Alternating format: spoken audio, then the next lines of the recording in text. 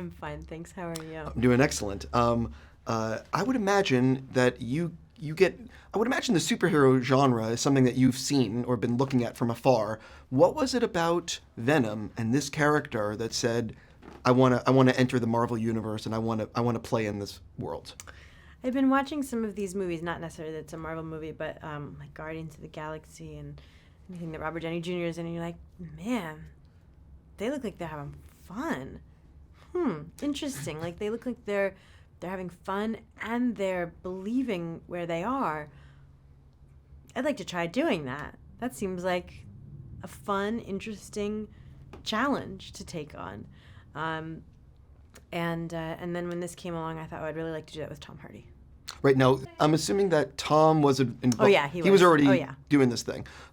What is it like as an actor, though, for you? Because you have chosen such diverse roles, and you've been so fortunate with your with the work to sign on to something like this, knowing you're going to have to sign like a multi-picture deal, because that's what comes with all of these properties. Yeah.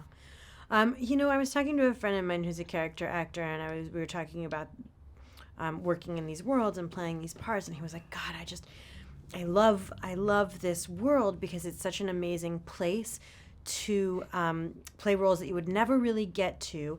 There's so much meat for a character actor because of this because anything is possible in these universes, and so you can go places and do things and say things that you just aren't normally allowed to in realistic human terrain.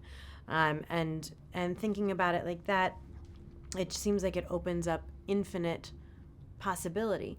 And if you have a cast that you love working with and a crew that you love working with, it can be a really fertile ground to keep returning to. There is a great scene in this film where Tom jumps in a lobster tank, which I guess he decided to do the day before. And what is it like working with an actor, because he goes for it in this movie?